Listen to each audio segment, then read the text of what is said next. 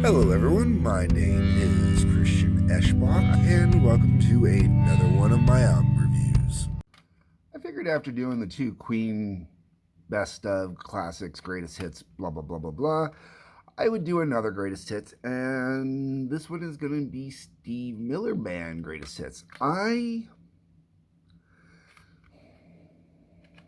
very much enjoy this greatest hits package when I'm listening to it, but I don't know if I enjoy it enough to go out there and buy any Steve Miller albums. So, and I think the problem is I don't know what Steve Miller album to start with. So if you're watching this right now, in the comments, what Steve Miller album should I get into for Steve Miller? Because I don't know where to start. That being said, this is one of those greatest hits that everybody I knew had at some point or another. Either their parents had it or they had it because of their parents. Most of the time, if they had it on compact disc, it's because it was available through Columbia House and you ordered it as one of your freebies when you first joined Columbia House. Okay. That covers that. Now this says greatest hits 74 to 78. I don't know if there was more greatest hits afterwards, and if this is 74 to 78, my question is how many albums does this represent? Based on most bands I know, that could be about 4, maybe 5 albums in the 70s. All right, let's just get into the music. The album opens up with Swingtown. That's not a bad tune to open the album with. It's enjoyable, not one I'm overly fond of, though. Jungle Love. I like Jungle Love, man. I do have questions about Jungle Love. I don't. And all the times I've spent listening to it, I'm not sure if he's singing about the urban jungle, as in, New York used to be referred to at one time as the jungle, I think. And then, you got Guns N' Roses, Welcome to the Jungle. They're talking about LA. So maybe in this case, even Steve Miller is talking about LA. I don't know. Sorry, my allergies are really bad, so I keep playing with my nose. I'm hoping that that's the jungle that he's talking about when he's doing Jungle Love. Because the other way it could be taken is as a racist kind of thing, like he's into black chicks. So I'm not 100% sure. I'll be honest, I've listened to this song I don't know how many times, and I don't think I've ever once paid attention to the verses. I love the chorus, man. Jungle love is driving me mad. It's making me crazy, crazy. I mean, that could be LA. That's what I'm hoping it is. Or New York or whatever. In the jungle, man. Okay. Either way, I like this song, at least in the chorus. It's really catchy. I really should pay attention to the verses. I don't know. The music's too enjoyable in the verses. That's what it is. I really kind of get into the music. I get lost in all the whistles and the guitar licks and shit like that going on, man. It's just a really good musical song musically, so. Take the Money and Run. I never paid attention to the lyrics until I did the review for this song.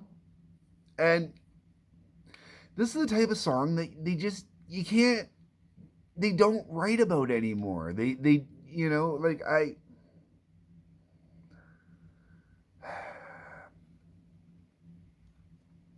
I think part of it is because, this song kind of does the thing of, in a manner of speaking, glorifying the villain,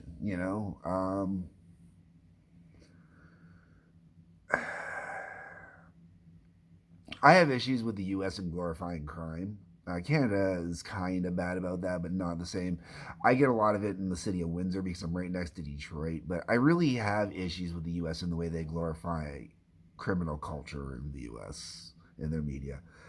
And Take the Money and Run, well, it is a really cool song. Lyrically, it does exactly kind of what I'm not into, but I love the song. It's a really good song, Even the lyrics are really good story. Rockin' Me, great while the album's playing, I guess. It's kind of one of those, to me, it's kind of a greatest hits filler. Serenade, okay. This is a really, really good song, man. I totally dig this song. I have never known what the name of this song is, and I never realized it was the Steve Miller Band, no matter how many times I've listened to this, because it's one of those songs that does not sound like a lot of the other stuff on here. Like, it's really kind of different. And this title, Serenade, just totally blows my mind and kind of doesn't make sense with the song at all. Sort of, kind of, it does, but it doesn't. It's just, but this is a wickedly cool song, totally worth checking out. True Fine Love, boring. The Stake, that's all right. The Joker, I love singing this one, man. This is a fun song. I've never done it in karaoke. I should do it in karaoke. It would be a real easy one to do. But it's just such a good, fun song, man. I will always love that scene in that '70s show where the guys are going around the table quoting it, and just no one calls me Maurice though, man. No one calls me Maurice. Definitely been called a lot of the other ones, but never Maurice. Um, Fly Like an Eagle, another tune that is really, really cool on here, and I've always liked, man. I've always dug that spacey, trippy vibe on that song, man. Really cosmic y sounding. I just absolutely love it. Like, Fly Like an Eagle. I'd be willing to put Fly Like an Eagle possibly up in maybe a top 100, maybe a top 200. Top 100, maybe. If it is a top 100, it's like 98, 99, 100, somewhere there. And if it made it to the 200s, yeah, I would probably pat it somewhere down the line a little further, though. Still. That's a good question. One day I'll have to work on that. Thresholds, not a bad tune. One of those ones while the album's playing, sure, whatever, but, when it's not playing, I don't think about it. Jet Airliner. I appreciate it much more now as I'm older than I did as a kid. Um, One of those songs I always have misheard the lyrics on, though. Um, I can't even think of what it is off the top of my head that it always kind of sounds like, but I know that's not what's being said, so it's a weird kind of balance in my head. The words I think that they're saying doesn't stick because I know what words are supposed to stick. Dance, dance, dance. The next two tracks on here, I don't remember ever hearing when anybody ever played this album when I was a kid. And there's a lot of me that thinks that everybody turned it off after Jet Airliner. And it's a real shame because Wintertime is another really, really good tune on here, man. A little bit of a slower tune, really has some ambiance. Really nice textured song, man. And just really, the whole way around, it's got a very, kind of almost I want to say a digitalist kind of vibe. Definitely a more processed electric kind of vibe to it, but still at the same time a very natural ambiance behind it. Like there's a little wind blowing and stuff like that. You can hear it and stuff like that, which really does add to it. But it's got this great ambiance to it, man. Like while being this fantastic song. Wild Mountain Honey,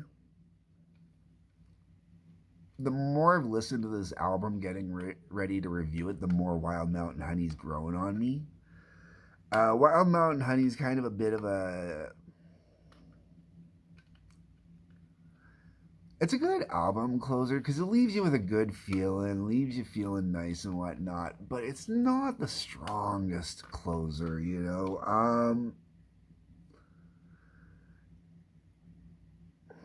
I probably would have put Wild Mountain Honey a little bit earlier up in this mix and maybe put Jet Airliner at the very end. But that's kind of about it. Otherwise, would I recommend this? Okay, so if you chances are you've heard The Joker, most likely. There's a good possibility you've heard Fly Like an Eagle. They are very popular songs. Jungle Love, I remember, was a lot more popular than it is now. And at one point, it was the opening theme music to Everybody Loves Raymond. I do remember that as well. So, if you're a fan of that show, you might know that way. Um, Take the Money and Run, I know gets radio play still on Detroit radio. I still hear it, especially during the summer. It's a really kind of one of those big summer kind of songs. Um, so if you've heard those songs and you're like, do I really want to check it out? Do I don't want to check it out? Most of the time, you can find this album pretty inexpensively. And I believe this might even be a remaster. I'm not 100% sure. The sound quality is really good, so it definitely sounds like a remaster on it. Um, that's about it, really. I don't have much more to add to it because it's the greatest hits album, and I don't know where to go from there.